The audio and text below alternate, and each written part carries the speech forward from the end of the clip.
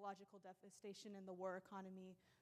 We need people who are willing to call people up and invite them to be part of the campaign.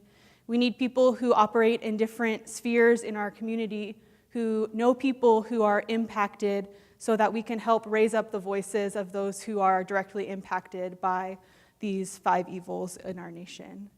And so I wonder if anyone wants to share something with the room about their conversation, or if anyone has any questions. And if you'll raise your hand, and I'll bring the microphone to you so that the whole room can hear, and also we are live streaming this for people at home, so you will need to speak into a mic. I just wanted to bring up the fact that, and I've got it here. I think it was in the 50s. No, it was 1953. The tax rate on the 1% was 92%. So, and now it's 15%. A lot of people don't realize that. So I just think that's an interesting fact. You know, the wealth was spread around a lot better, and there was a lot better services. So just an interesting fact. Thanks. Hi, my name's Judy Neal, and I'm a member here at St. Paul's. And when Jen spoke, it really hit me, because I, in the 70s, was a single mom and had no income, and was able to go to school because of grants and funding and all kinds of support. And I went on to school, on to get a PhD from Yale with support. There was support. And I was able to feed my kids and have a place to live. And the support isn't there anymore. It's just, I keep thinking about how many people are out there like me. I had great potential and I fulfilled it. They can't. And it's heartbreaking. Thank you for sharing. Other thoughts, questions?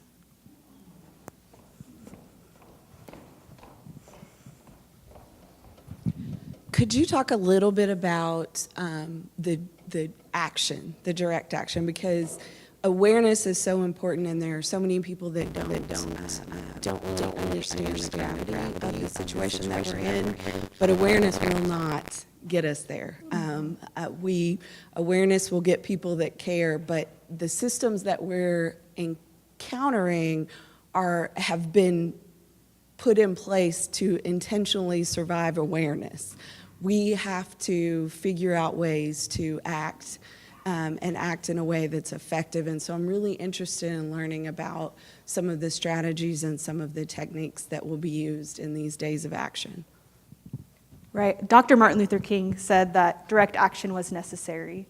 And so for our direct action, each week of the 40 days we'll have a different theme. And it goes beyond just the theme of, this week is about racism, or this week. So each week has a theme, which is an intersectional platform in which we will go to the Capitol and disrupt the normal life, right? So the people who work in the Capitol will notice that we are there and notice that people are aware. And so it goes beyond our own internal awareness and knowing what's in our own brain and our hearts and doing an outward expression of that. And so that's my answer. I wonder if anyone else on the coordinate, I'm going to go here and then I'll come back to you.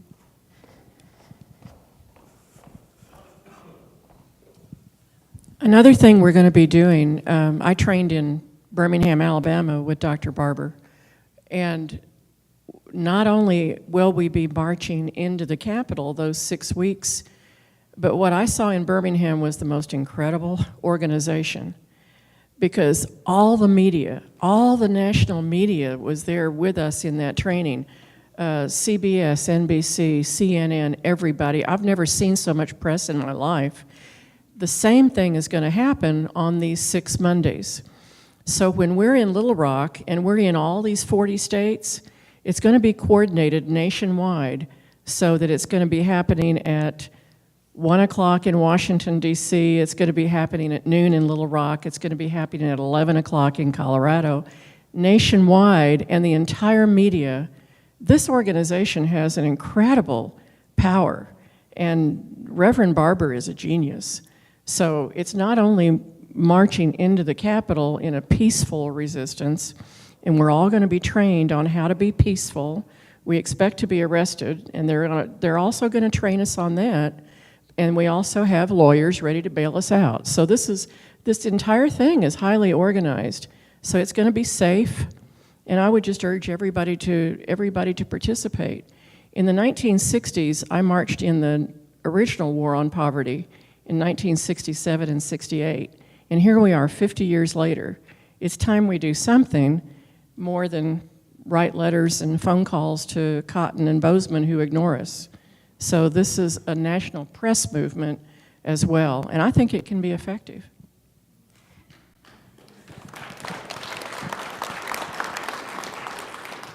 And I will say, those of us who will go to the Capitol, not everyone is putting themselves up for being willing to be arrested, but there are some of us who are willing to do that. So participating in the direct action does not equal arrest, but it does, there is a possibility that some of us who are willing to put ourselves across that line might be.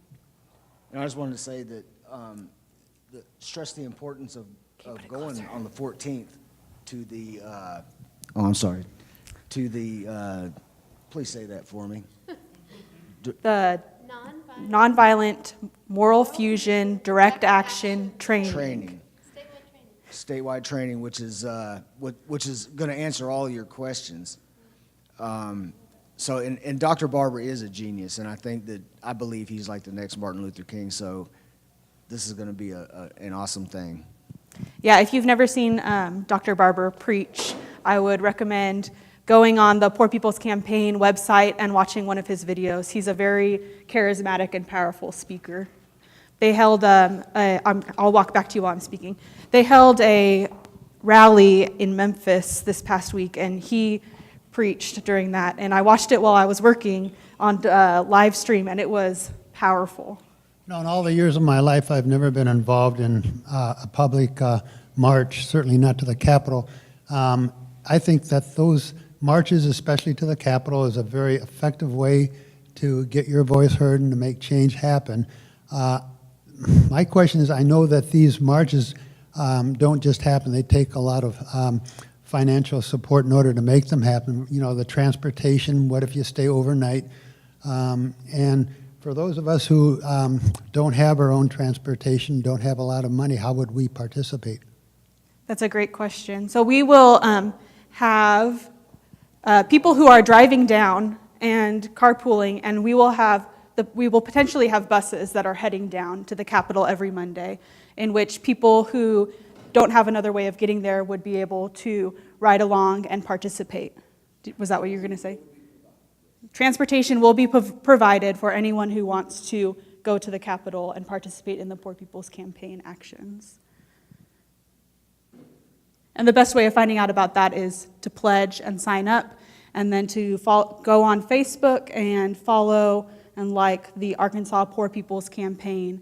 And the best way to follow what's going on nationwide is to go on Twitter and search hashtag Poor People's Campaign, and you can see what people are posting all across the country. If we have enough people, we would love to pay for bands. Yeah. Other questions, responses?